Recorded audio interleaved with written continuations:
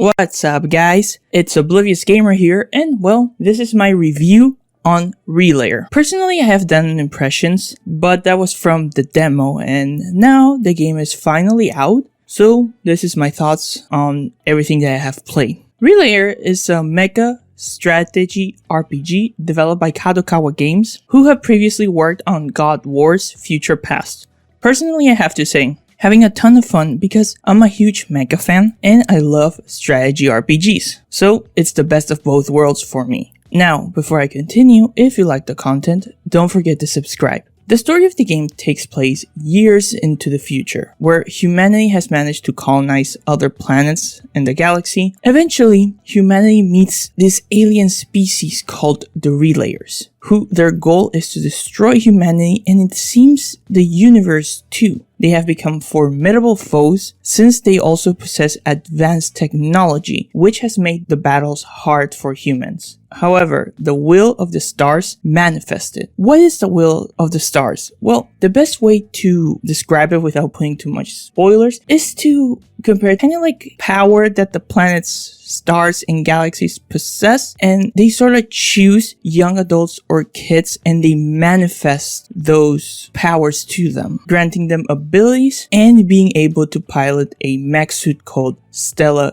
Gear, which are the only effective weapon against the Relayers. You will mainly follow Terra, the star children of Earth, who has lost her memory and is in the possession of a powerful stellar gear. During the beginning of the game, there's an incident in which Terra loses her sister Luna and believes she has died, only to find out her sister is alive, but not just that, but she's her enemy now, as she's working for the Relayers, even despite Luna being also a star children. Eventually, you meet the crew of the Asterism, which composed of other star children. You start learning about their past, reasons to fight, their strengths, their weaknesses, and you see them develop as characters. The game is involved in so much stuff. There's conspiracies going on, characters working with each other behind their backs. Like for me, it's something I really enjoy. And in all honesty, I think the story in this game is easily one of its strongest point and also weakest. Why?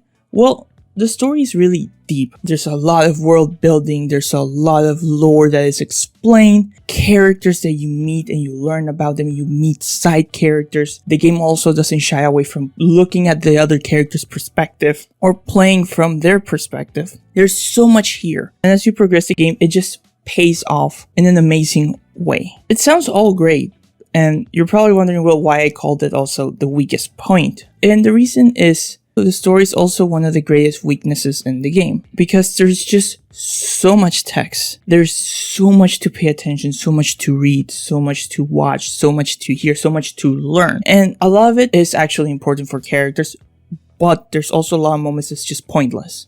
You know, kind of like you're watching a filler anime in some sections. Kind of like you're watching a filler episode from an anime. There's so many moments, there's just no reason why there should have been a cutscene there.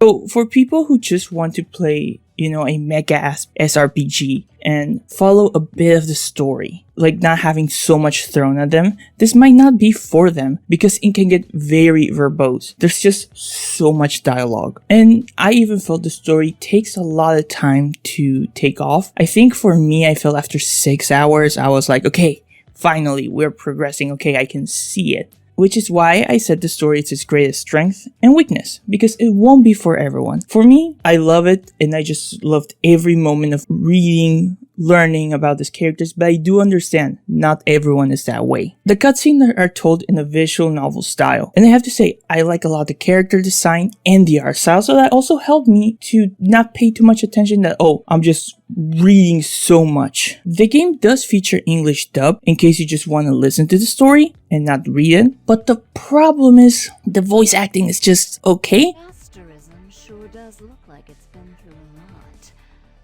for a ship on its maiden voyage. We have all the parts and supplies you could. That the Star Council is secretly working for Atlas. So what's gonna happen to us? Zoth certainly has never been very subtle about going after what it wants.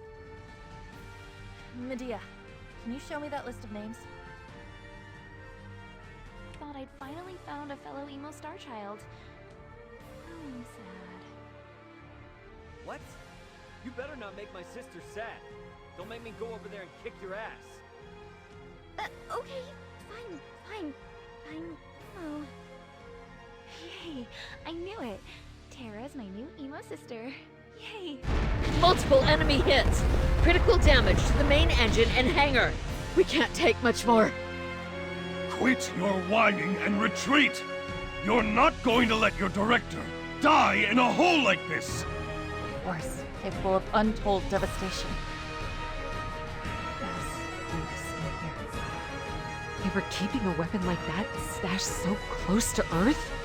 Like, some of the characters just feel very off when they speak, and at other times it feels like they're whispering. It's not terrible voice acting, but it's also not great. It just feels average. The other fantastic aspect of the game is its gameplay. When battling, it is super fun. Not just strategizing, deciding where to put the stellar gears, but also watching the cutscenes when you attack. So many of them look so good. At least for me, I haven't gotten tired of watching some of the scenes.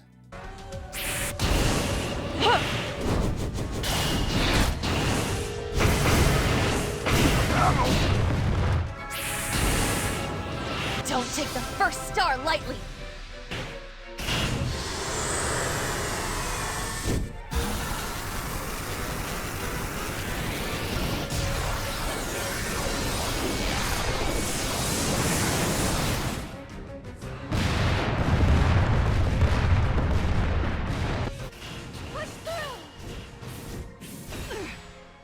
In the game, you will control mechs or stellar gears, and you position them where to fight. The game takes place in turns, which you will be able to see what character follows you when this like a full next turn starts, and you can see up to 7 turns in advance. A thing to note is the areas where you fight a lot of times have also different setups, so you will have to be smart how you position your suits, where you go, and how you tackle the situation, which I think adds a lot more fun because it's not a straightforward fight. It's not like it's a flat surface and you just go back and forth. There's a lot of times that like there are elements or certain situations that you will have to divide your squad or think how you will approach them. Like I was having a fight with one of like those giant dark gears, and I was struggling with it at first, despite me being over level, because it just so much powerful attacks. Like, it was just destroying me.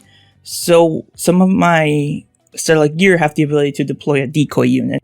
So then I was using that decoy unit to have the dark gear go after them, so I can start attacking them while they're losing their time with the decoy. Stellar gears have different classes, which have their strengths and weaknesses, and also the weapons that they can use. Originally, the classes start very general, and as you complete the skill trees of the class, once you finish the skill tree, you will unlock a different class which has more specific roles. And it tells you like what role you want to go, because once you choose a role with a character, you cannot go back. For example, some characters will start as fighters, which are more melee DPS. You have shooters, who of course are your range class. You have knights, which are your tanks. And finally, you have wizard, which is like your mage that can do buffs, debuffs, and healings. Also, you're able to get weapons, armors, and parts to increase their strength of your stellar gear and even upgrade its gear, which, believe me, will be useful. There's also items you can buy or use during battle, which is your typical from any, strategy RPGs, from heals to buffs or items against status alignments. A lot of the stuff in the game is what you can expect in a strategic RPG. The game at the start will feature the story mode, which is where you will play the story. Eventually, you will unlock early battle simulator, where you can practice mock battles. The best thing about battle simulator is you can train your characters, meaning they can level up and even get money. So it's a key tool for you to progress and get stronger. And definitely pay attention for it, especially if you're struggling in the story section. Though the game does show you the recommended level for each story part. The game other modes include world map, where you can see some of the area. Then it includes ship, which here from time to time you can interact with the crew, hear conversations, and get to know them better. These interactions though are a bit more shorter and they're not voiced. Finally, there's systems, which is just your typical options menu. In the end, I personally have been enjoying Relayer. I have a lot of fun and it has met my expectations. it is not a perfect game. It has its flaws, from errors in localization to a bit of a cluttered UI, lacking in voice acting. There's stuff here that would definitely not want to get the game for sure. But that doesn't mean it's not a fun game and that the narrative is not good. It's just not gonna be for everyone. Relayer is a game I can definitely recommend to most people, especially Mecha fans and fans of SRPGs. Though I wouldn't recommend it to people who don't like visual novel style stories, and for those that don't like very long cutscenes and storytelling, because you will see a lot of cutscenes. Believe me, some of those are like up to like 40 to 50 minutes. So yeah guys, I've been having a blast. Have you tried Relayer? Feel free to leave your thoughts down below. This has been Oblivious Gamer, and I hope you'll have a wonderful day or night, wherever you are.